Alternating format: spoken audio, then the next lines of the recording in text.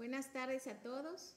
Sean bienvenidos a este segundo día de jornadas de prematuro 2020 del Colegio de Neonatólogos de Yucatán. Quiero agradecer a todos ustedes su tiempo, a todos los socios del Colegio de Neonatólogos y a todos los neonatólogos enfermeras que se están conectando a través de nuestra página, gente que se ha conectado de El Salvador, de Nicaragua, de Argentina, de Perú, de Venezuela. Les agradecemos muchísimo su presencia. La atención del recién nacido prematuro en la sala de partos ha tenido muchos ajustes y ocupa un capítulo muy especial. Cada vez son más exigencias, pero también oportunidades para poder ayudar al prematuro a tener sobrevida y sobre todo también una mejor calidad de vida en la que nosotros podemos ayudar desde los primeros segundos.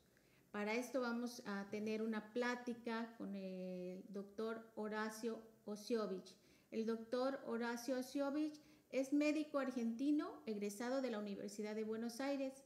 Él realizó su entrenamiento de pediatría en la Universidad de Queens, en Ontario, Canadá, y su entrenamiento en neonatología en la Universidad de Miami. Es actualmente jefe de la División de Neonatología del Hospital de Niños y Mujeres de British Columbia en Vancouver, Canadá. Y es profesor clínico de pediatría en la Universidad de British Columbia. Y pues para quienes lo conocemos también de hace unos años, el doctor también, junto con el doctor Alfonso Solimano, es autor del libro y del programa ACOR, que es un programa que ha sido distribuido a nivel mundial y que también le agradecemos muchísimo al doctor esa aportación. Bienvenido, doctor Osiovich. Puede iniciar su presentación. Muchísimas gracias, doctora, por la amable presentación. Quisiera agradecerle al Colegio de Neonatólogos de Yucatán por darme la oportunidad de hablarles. Lamentablemente no puede ser en vivo, pero a pesar de la pandemia me parece una idea excelente que se pueda seguir con estas jornadas donde se puede seguir educando a nuestros colegas con para mejorar la calidad de nuestros recién nacidos. Lo que voy a hablar hoy es acerca del manejo del prematuro en sala de partos. Y sabemos que a pesar de los avances en neonatología, la incidencia de partos prematuros no ha cambiado en los últimos años. Es importante identificar aquellos embarazos a riesgos de parto prematuro, y también es importante pensar que el manejo en la sala de partos y en las primeras horas de vida es fundamental para disminuir la mortalidad y morbilidad en esta población de alto riesgo. Entonces, para hacer eso, lo primero que uno tiene que hacer es trabajar en conjunto con nuestros colegas obstetras, porque lo ideal es prevenir la prematurez. Entonces, haciendo eso, no tenemos que resucitar a niños prematuros. Entonces, es muy importante identificar a la población de embarazadas, identificar, por ejemplo, a la población general, comenzar con algunos screenings para tratar de identificar aquella población que pueda ser de alto riesgo, y para realizar eso, para tratar de disminuir la presencia de un parto de pretérmino o un recién nacido con un retraso de crecimiento intrauterino. Entonces, es importante la labor que hacen nuestros colegas los obstetras, y esto es muy importante. Si uno habla del recién nacido, el recién nacido tiene a su madre, es muy importante de hablar cuál es el cuidado, y esta es la versión de un neonatólogo y no es la versión de un obstetra. Entonces es muy importante una ecografía precoz en las primeras semanas del embarazo para tratar de localizar la edad gestacional, el número de fetos, la corionicidad, luego hacer otro screening entre las 11 y 14 semanas para buscar algunas anomalías de cromosomas, para ver si la mamá tiene algún problema de preeclampsia, algún tipo de problema en la anatomía fetal, continuar con con las ecografías en segundo trimestre para ver cuál es el crecimiento del recién nacido, la placenta, la anatomía, cómo se encuentra la longitud de cervical del cuello y finalmente en el tercer trimestre una ecografía de crecimiento para ver el tipo de presentación y nuevamente ver si hay algún problema con la placenta o con la anatomía del feto. Entonces, es importante durante el embarazo, por ejemplo, y esto lo hacen los obstetras, el uso de progesterona en el caso de la presencia de un cuello corto que se diagnostica durante el embarazo o una historia de un parto prematuro previo, el uso de, antibióticos en el caso de coriamionitis o una ruptura prematura de membranas en niños en fetos de menos de 32 semanas, si se encuentran en trabajo de parto prematuro o una fibronectina positiva, el uso de tocolíticos para favorecer los esteroides antenatales y el transporte. Muy importante la identificación de un embarazo de riesgo para que el recién nacido nazca en un hospital de nivel 3. Uno sabe que el mejor transporte del recién nacido es el útero. Entonces, identificación temprana, trabajo de parto temprano, uno sabe que la sobrevida del recién nacido prematuro es mayor y la morbilidad es menor si este recién nacido nace en una unidad de nivel 3 en lugar de nacer en una unidad de nivel 1, 2 y luego ser trasladado después de que este niño nazca. El uso de esteroides antenatales en menos de 34 semanas y el uso de sulfato de magnesio cuando se encuentra en un trabajo de parto prematuro. Con respecto al uso de progesterona, y en los próximos slides les voy a mostrar algunos metaanálisis publicados por el Cochrane, se sabe que el uso de progesterona en partos previos prematuros disminuye la posibilidad de tener un parto prematuro. Lo mismo, la progesterona protege de alguna manera si durante el embarazo se descubre un cuello uterino corto. El uso del sulfato de magnesio también es muy importante utilizarlos en aquellos embarazos a riesgo de parto inminente de menos de 32 semanas, porque debe ser considerado como un neuroprotector fetal. Y lo que vemos en esta tabla es que la incidencia de parálisis cerebral disminuye cuando son comparados con pacientes control a diferentes edades de gestación en niños prematuros. Por supuesto que el uso de esteroides antinatales es muy importante entre las 24 y 34 semanas.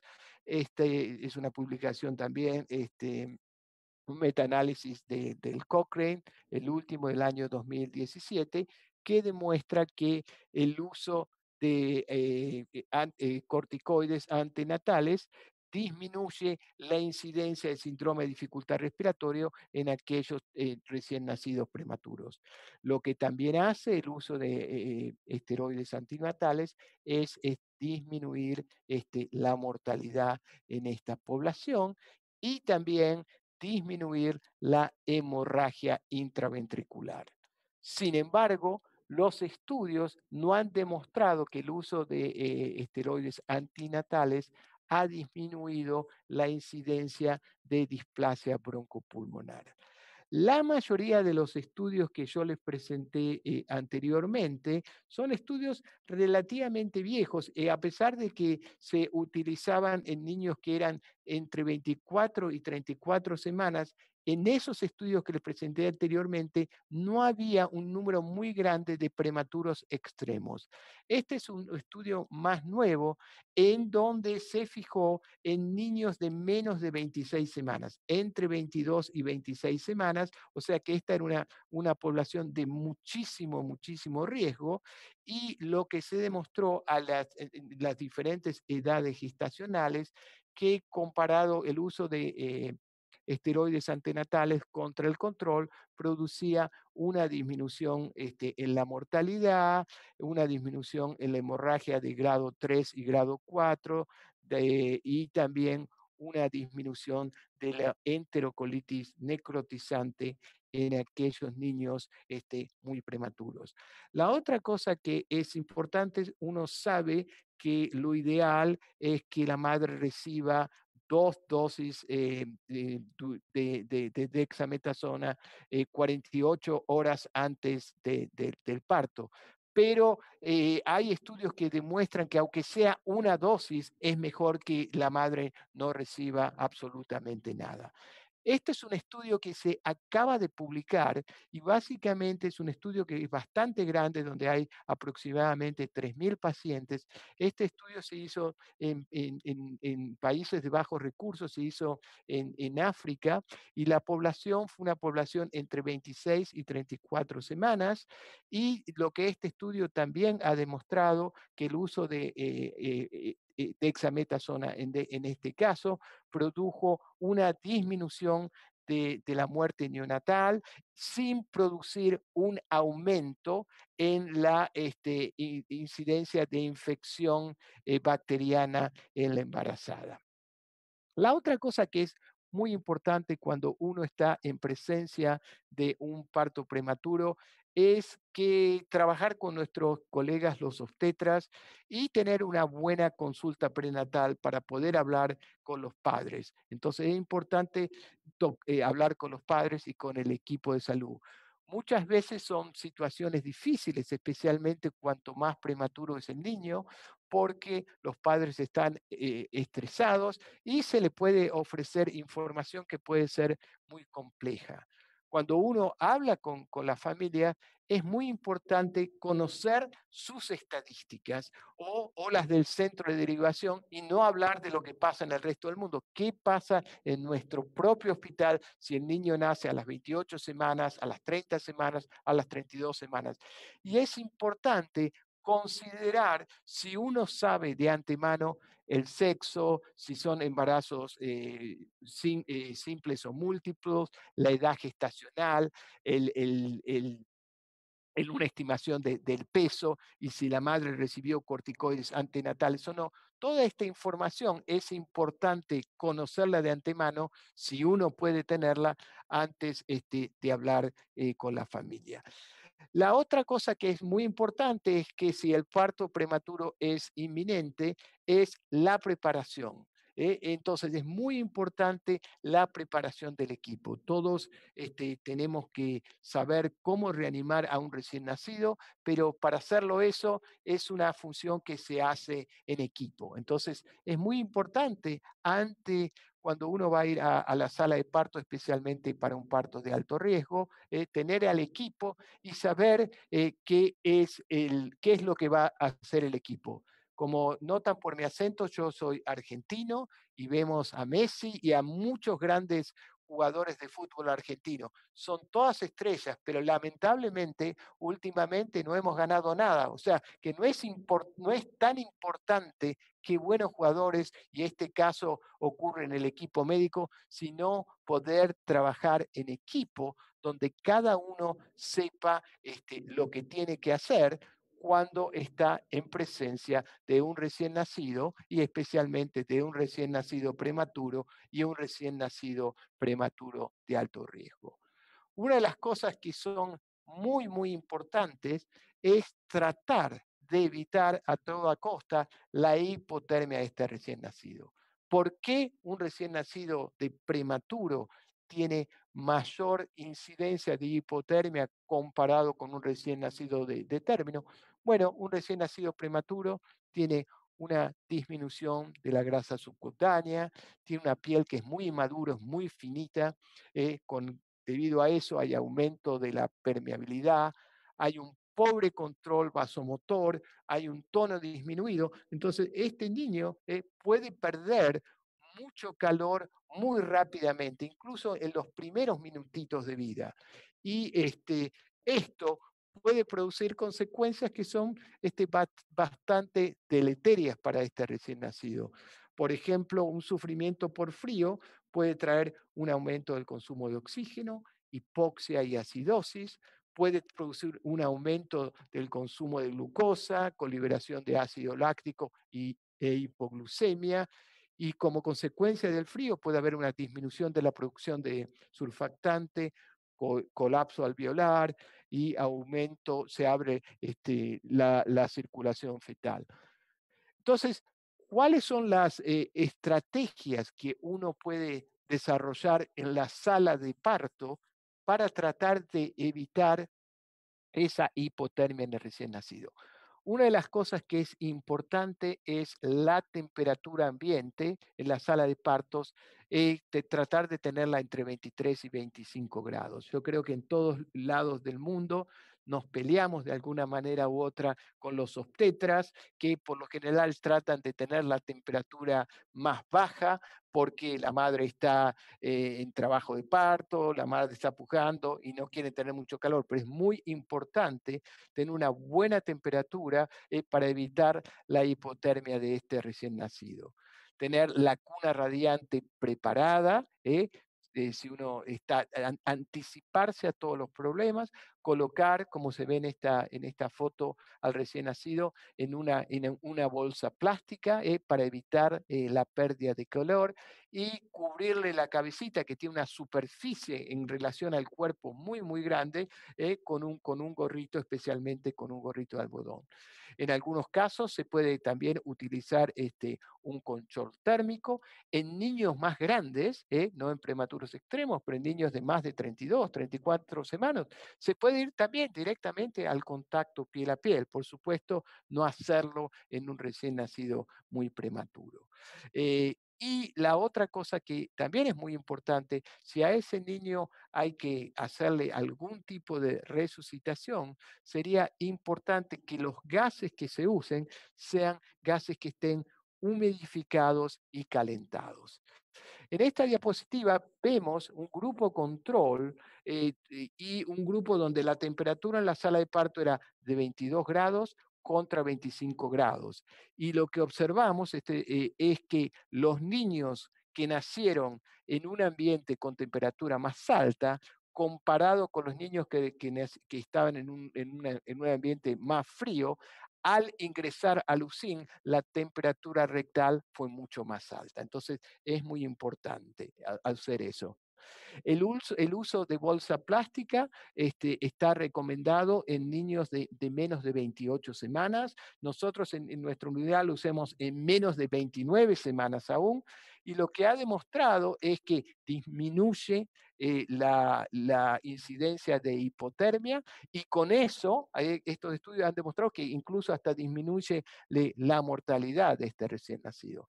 En niños un poco más grandes, les hablé de que se puede usar directamente en sala de parto el contacto piel a piel, pero ya estamos hablando de prematuros más grandes, de más de 32, más de 34 semanas, donde estos niños pueden conservar la temperatura bastante bien.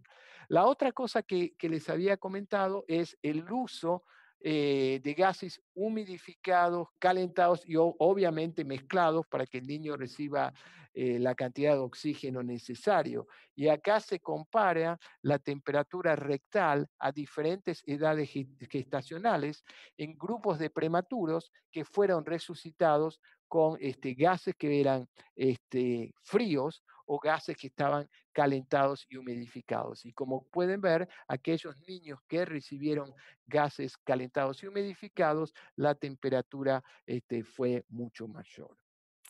En este estudio lo que mostramos es, este es un estudio canadiense donde la muestra es una muestra muy, muy alta, casi 10.000 recién nacidos de menos de 32 semanas, y lo que se ve es temperatura de admisión al USIN y mortalidad. Como ven en este cuadro, cuanto menor sea la temperatura en admisión, mayor el riesgo de mortalidad. Y la menor mortalidad ocurre en aquellos niños que tienen la temperatura de admisión entre 36,5 y 37,5. La otra cosa que también es importante es observar que en los niños que tienen temperaturas más altas, más de 38 grados, ahí también comienza un aumento de la mortalidad. O sea que lo ideal sería una temperatura entre 36,5 y 37,5. El mismo estudio miró morbilidades y entre ellas enterocolitis neoclotizantes, retinopatía del prematuro, displasia broncopulmonar, hemorragia intraventricular y daño neurológico severo, de acuerdo a la temperatura de admisión. Cuanto menor es la temperatura de admisión, mayor la incidencia de estas morbilidades. Entonces, ¿qué es lo que vamos a hacer en la sala de parto? Yo creo que ya estamos todos convencidos de hacer un pinzamiento tardío del cordón, y ahora lo nuevo es empezar a hablar de un pinzamiento fisiológico del cordón. Esto está comprobado para recién nacidos de término, pero también para recién nacidos de pretérmino. Es tratar de ayudar durante la transición con una estimulación es muy, muy importante. Con respecto a qué oxígeno usar, bueno, en niños menores de 28 semanas, la concentración inicial de oxígeno debe ser de 30%. Hay estudios que comparan 30% con concentraciones más altas. Estamos hablando en prematuros de menos de 28 semanas. Bueno, la última indicación es comenzar con una concentración de oxígeno de 30%. Por supuesto, colocar un oxímetro de pulso y aumentar o disminuir la cantidad de oxígeno en base al algoritmo que nos dice el programa de resucitación neonatal, en cuanto a qué saturaciones tener a las diferentes minutos de vida. Para niños que están entre 28 y 32 semanas, la recomendación es un poquito más abierta y lo que se está recomendando entre 21 y 30%. Entonces, para estos niños queda más a la voluntad de la persona que lo va a reanimar. Como dije anteriormente, es muy importante el uso de un oxímetro y el uso de un mezclador para ajustar el oxígeno de acuerdo a la saturación. La otra cosa que es muy importante es tratar de comenzar con CPAP, con presión positiva, lo antes posible, especialmente si el recién nacido respire espontáneamente. Y esto es independiente de la edad gestacional. Estamos hablando de recién nacidos prematuros. Aunque sean prematuros muy pequeñitos, 24 o 25 semanas, la idea es empezar con CPAP. Empezar con CPAP lo antes posible. Se puede empezar con 6, se puede avanzar a 7, todo va a depender. Si este chico, bueno, se hace el monitoreo de la frecuencia cardíaca, por supuesto, y si este chico no responde a el aumento del oxígeno, el CPAP, la frecuencia cardíaca no mejora, bueno, uno ahí va a comenzar con un poquito de ventilación a presión positiva. Si este chico está apneico o tiene una bradicardia importante, luego una intubación si no hay respuesta a la ventilación positiva. Y también es importante el uso temprano de surfactante en aquellos niños que son muy pequeños, especialmente niños que son menores de 28 semanas, si necesitan ser intubados en la sala de parto. Una de las cosas que dije es importante ayudar a la transición de este niño y ayudar con eso, con un pinzamiento fisiológico del cordón. Entonces es importante recordar qué pasa durante los primeros minutos de vida, esta transición que ocurre en los primeros minutitos de vida, y recordar qué pasa durante la vida fetal. Uno sabe que el feto solo recibe, solo el 10% del gasto cardíaco pasa por la circulación pulmonar. O sea que la circulación pulmonar en el feto está totalmente cerrado. Y en el feto todo va el gasto cardíaco pasa por el lado izquierdo del corazón y viene de la placenta. Entonces, es importante que al nacer los pulmones necesitan recibir el 50% del gasto cardíaco. Pero recuerden que para que esto ocurra, tiene que aumentar la cantidad de sangre que va a los pulmones y para eso hay que ventilar y eh, eh, hay que oxigenar esos pulmones. Entonces, si no se corta el cordón umbilical, continúa esa transfusión placentaria, entonces va aumentando el volumen sanguíneo pulmonar, especialmente si este recién nacido empieza a respirar espontáneamente. Entonces, ¿cuál es la ventaja de este pensamiento tardío o fisiológico? Bueno, si uno permite los primeros minutos de vida de este niño que pase por esa transición, lo que pasa en el ventrículo izquierdo, ¿eh? El ventrículo izquierdo se va llenando de sangre que viene de la vena umbilical a través del foramen ovale. Y hay muy poca sangre que le viene al ventrículo izquierdo de la parte del retorno pulmonar venoso. Entonces, si uno le corta el cordón al chico muy rápido, básicamente lo que ocurre es una disminución rápida de la precarga del ventrículo izquierdo. La otra cosa que se realiza al no pinzar el cordón, lo que pasa que al pinzar el cordón aumenta la poscarga del ventrículo izquierdo, porque cuando la placenta, cuando el niño está con la arteria umbilical abierta y no cortada, bueno, la placenta hace que sea un circuito de baja resistencia. Ni bien se corta el cordón umbilical, aumenta la poscarga del ventrículo izquierdo. Pero si a su vez está hipovolémico, entonces hay una falla cardíaca hasta que este niño se adapta. Ahora, si el chico comienza a respirar mientras el cordón no se clampea, o si uno lo ayuda con un poquito de CPAP o presión positiva, lo que va a ocurrir es que va a disminuir la resistencia vascular pulmonar, va a aumentar el flujo sanguíneo pulmonar, va a disminuir el shunt de izquierda a derecha y va a haber un mayor retorno venoso al ventrículo izquierdo. Y eso también va a ayudar a que ese niño se adapte de una mejor manera.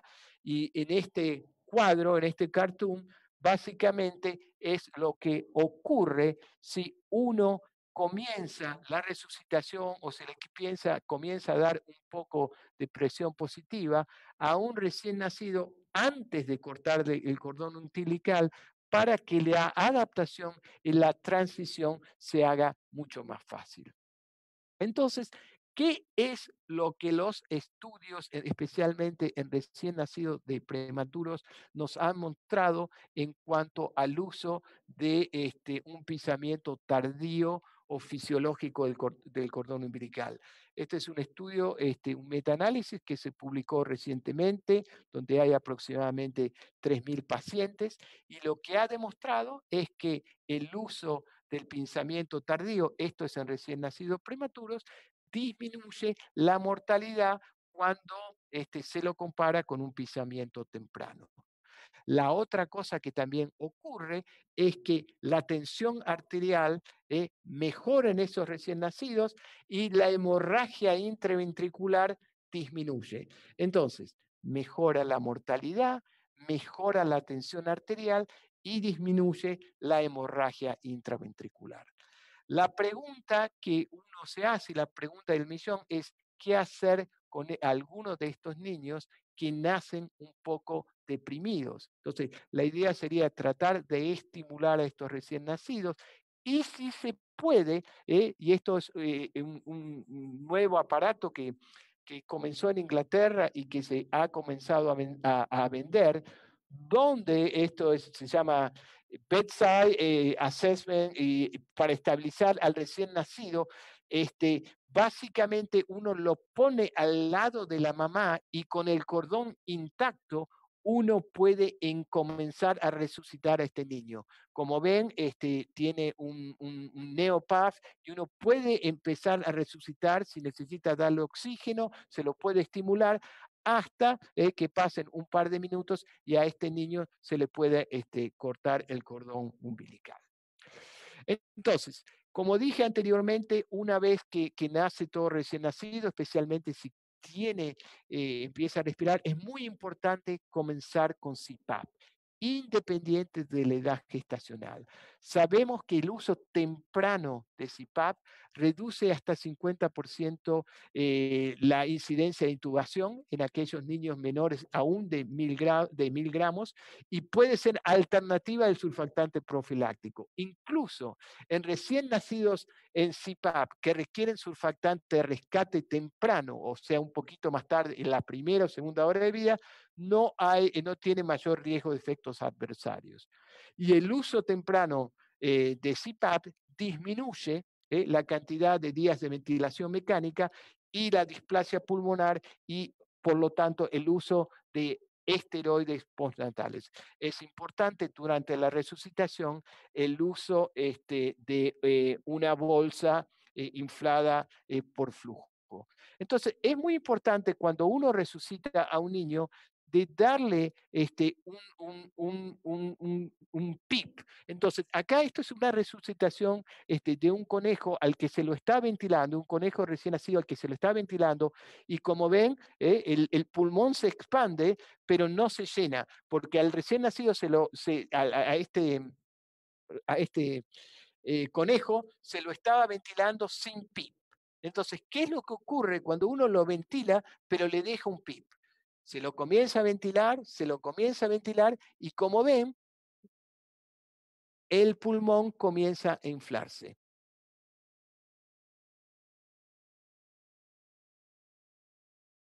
Entonces, esto es una publicación de bastantes estudios, estamos hablando de bastantes pacientes, unos 3000 pacientes, y estos eran prematuros pequeños, la mayoría de ellos de menos de 30 semanas, donde se comparó la resucitación en la sala de partos con CPAP contra la intubación directa de esos recién nacidos. Y lo que han demostrado este metaanálisis es que el uso de CPAP en comparación de la intubación produce una disminución de la muerte y de la displasia pulmonar. Esto no significa que todos los niños puedan ser reanimados con CPAP, pero por otro lado, no significa que porque el niño nace prematuro hay que intubarlo directamente. Y hay muchos niños que con el uso de CPAP, aún niños pequeños pueden sobrevivir sin tener ningún problema. Entonces, cada niño tendría que tener la oportunidad de necesitar CPAP y ya vamos a darle cuáles van a ser las indicaciones para el uso de surfactante. Bueno, obviamente a un niño al que hay que intubarlo, un niño prematuro que ya está intubado, a ese niño le vamos a dar surfactante. La recomendación es para aquellos niños de menos de 26 semanas, perdón, que están en CPAP y tienen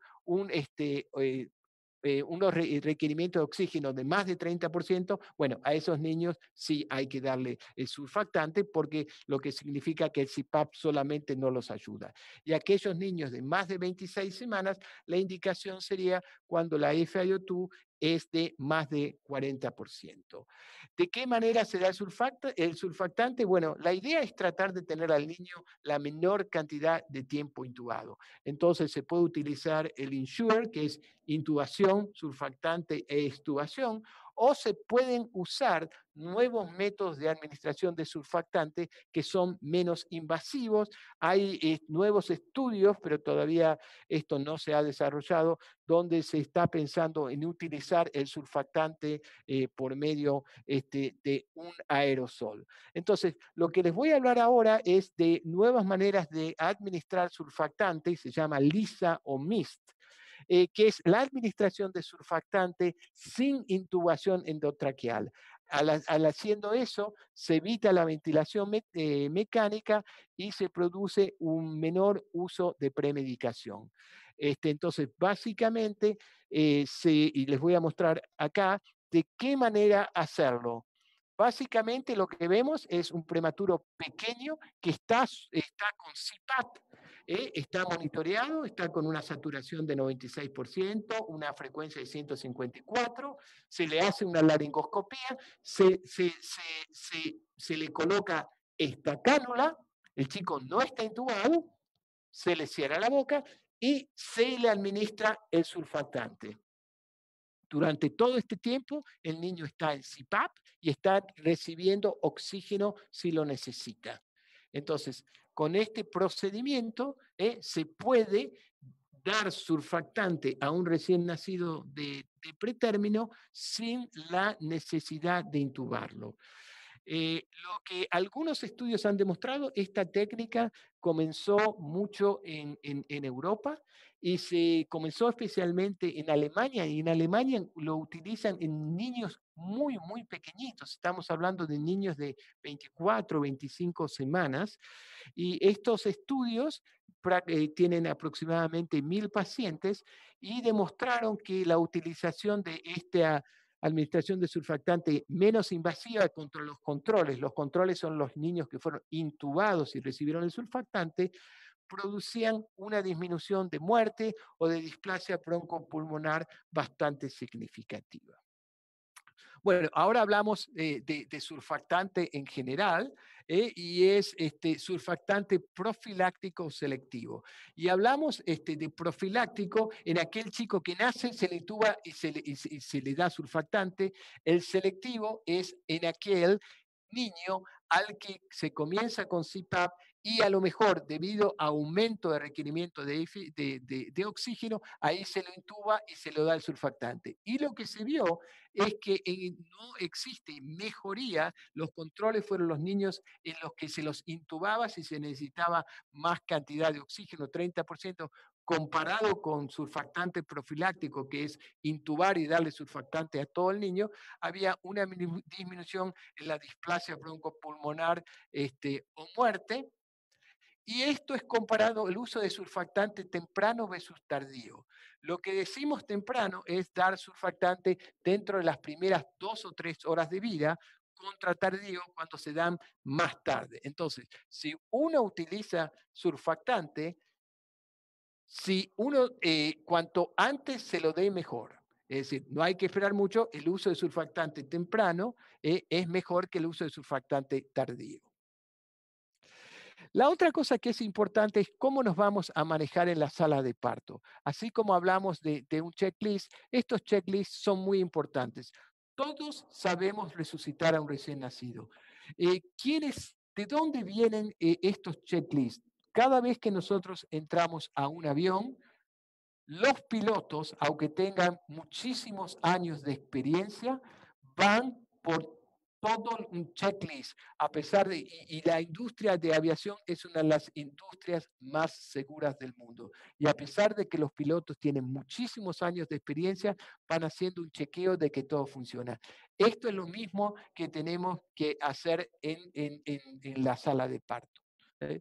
Porque cuando uno tiene protocolos que están basados así en evidencia, uno puede mejorar la calidad de este recién nacido. Por ejemplo, acá se compara en un mismo hospital en 2 periodos de tiempo y usando protocolos, por ejemplo, demostraron que si disminuía la temperatura de admisión en el recién nacido en la UCIN, o por ejemplo, se usaba más CPAP que los años anteriores. En los años anteriores a lo mejor había que intubar mucho más a los niños. Entonces, uno puede hacer estos estudios de mejoría de la calidad. Acá, por ejemplo, durante los meses que se realizó el estudio, se vio que la temperatura de admisión en la UCIN mejoró, que la necesidad de de no usar de intubación sin CPAP también bajó.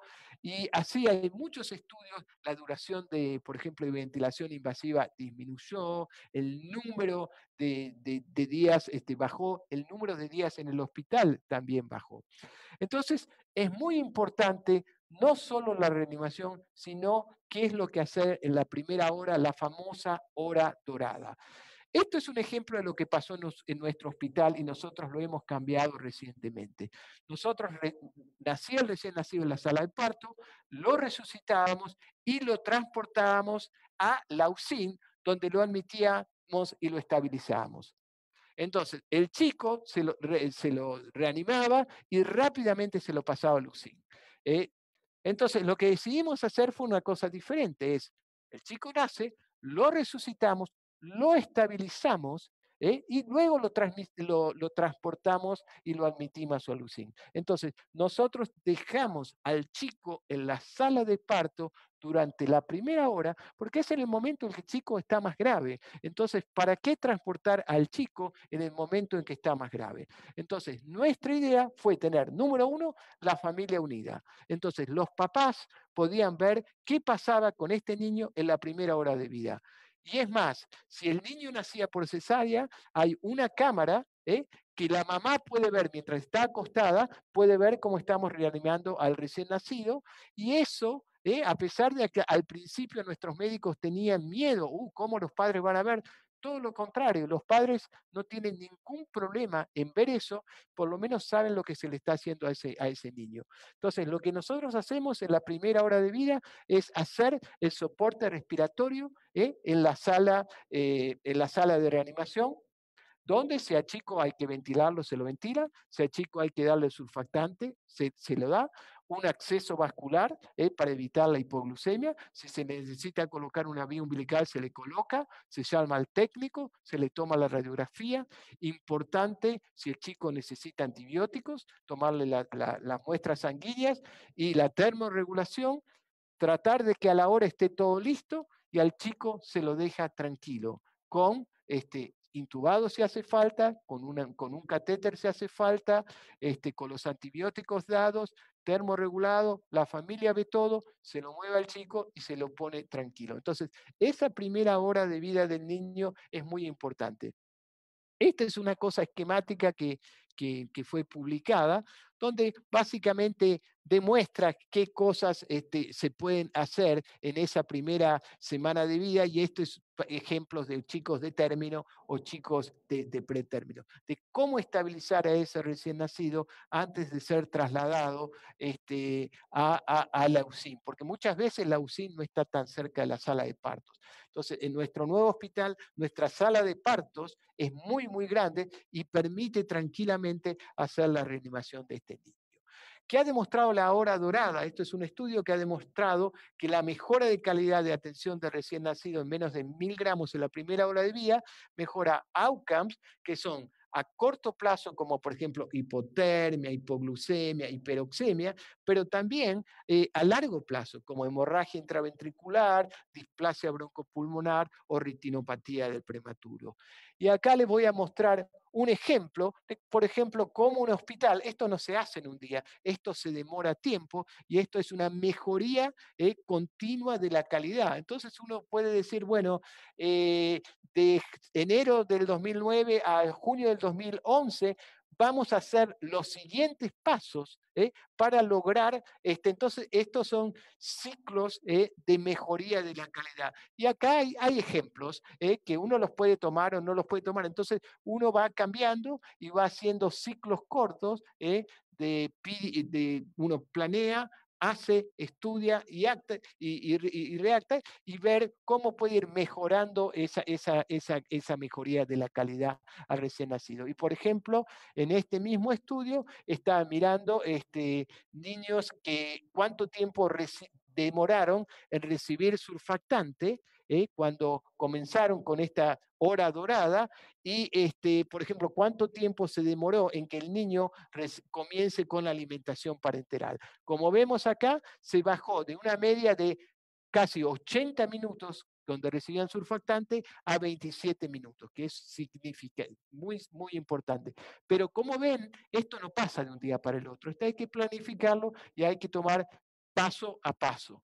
Esto también mira el tiempo que se demoraba en comenzar la alimentación parenteral. Al principio se demoraba aproximadamente 80 minutos, se pudo bajar a 30 minutos. Ya hablamos un poco de la parte respiratoria, vamos a hablar un poquito de la parte cardiovascular, especialmente en las primeras horas de vida. Entonces, una de las cosas que parece mentira, en el año 2020 todavía no hay una clara definición de qué es hipotensión. No se sabe. Lo único que sí que sabemos es que el pinzamiento tardío del cordón y el uso de esteroides antenatal, por lo menos disminuyen la incidencia de esta hipotensión. Y la otra cosa que es importante es que no hay que tratar el número, sino hay que tratar al paciente. Y eso es muy importante. Hay que ver cuál es la perfusión del paciente, el relleno capilar, qué pasa con el color, que el chico está taquicárdico, ¿no? Y no fijarse tanto en los números. Los números ayudan, pero no hay que tratar el número, sino tratar al paciente. Una de las cosas que es importante que recuerden que muchas veces somos muy agresivos con el uso de vasopresores y lo que sabemos es que el tratamiento de vasopresores se asocia con un aumento de la hemorragia intraventricular, de la leucomalacia periventricular y de la mortalidad. La otra cosa que es importante recordar es que la mayoría de los recién nacidos de pretérmino no presentan hipovolemia, salvo que uno sepa que hubo un desprendimiento de placenta. Bueno, entonces, muchas veces utilizamos demasiadas expansiones de volumen y esa expansión de volumen no está muchas veces recomendada. Y muchas veces estos niños no están hipovolémicos.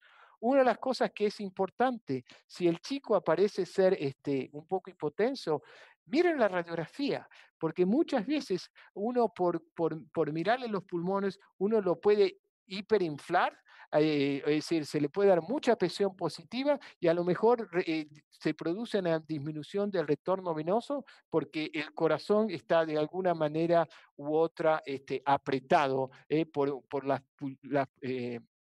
presiones pulmonares muy altas.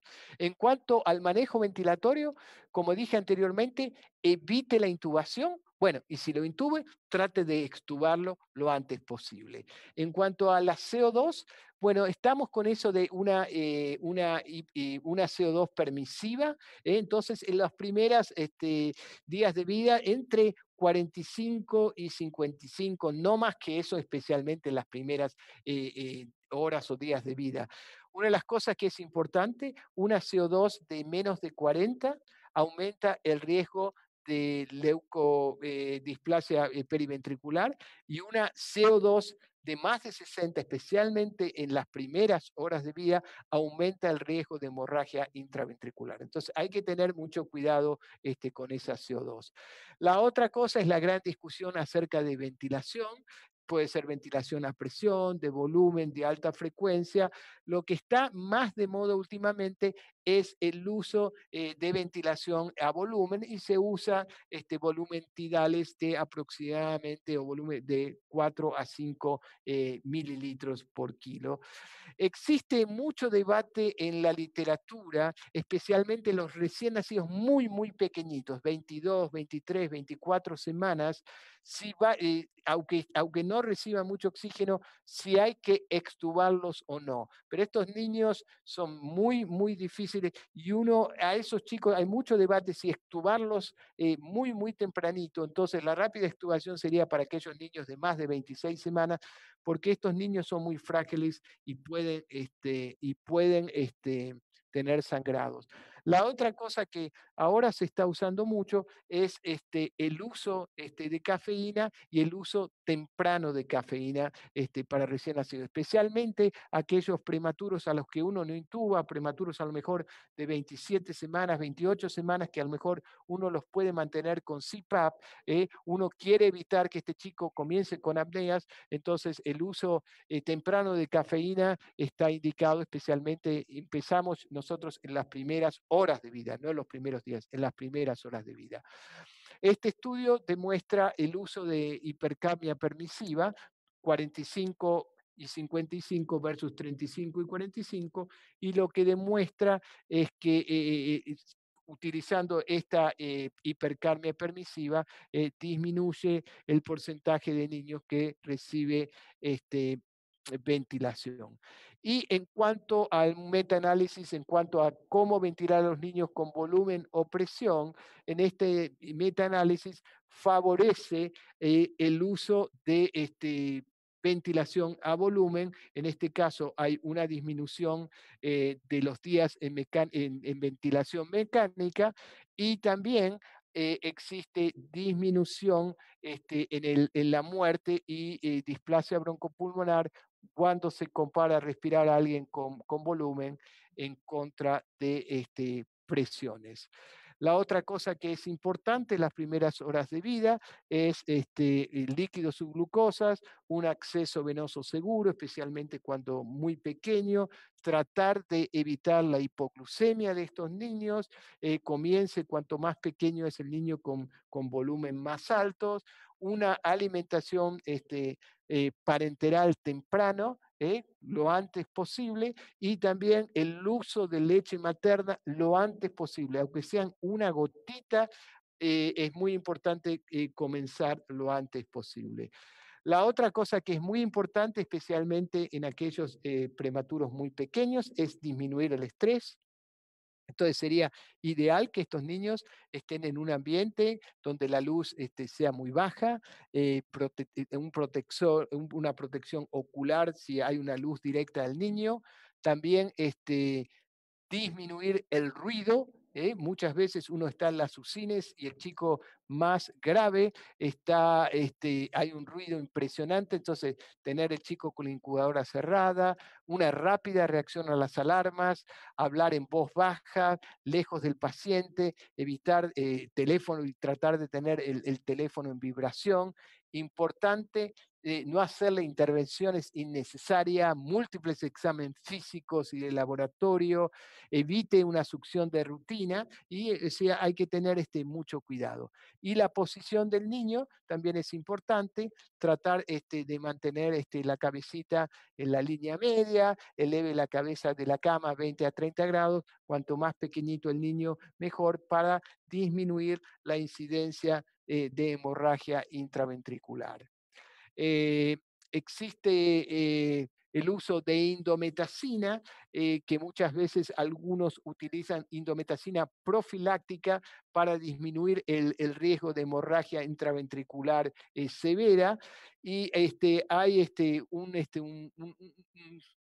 como ven acá, esto es de Massachusetts, donde uno puede hacer un cálculo basado en la edad gestacional, si recibió esteroides o no, el peso, y eso le puede dar un riesgo del porcentaje de que el niño tenga o no hemorragia intraventricular y decidir o no si utilizan o no indometacina profiláctica en este caso para disminuir la incidencia de hemorragia intraventricular, especialmente en los pequeños, en los niños muy pequeños.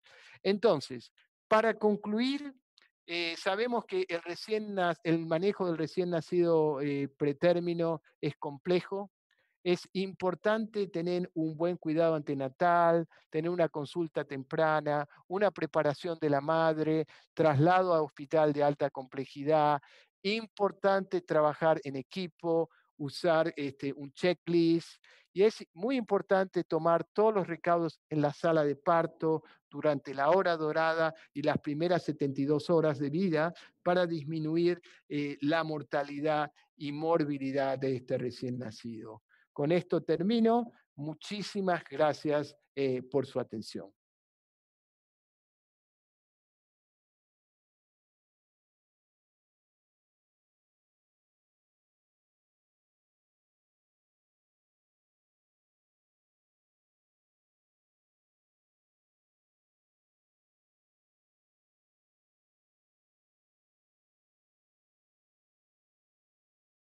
Doctor, es una excelente presentación. Nosotros tenemos pues esta idea ahora, ¿verdad? Que ya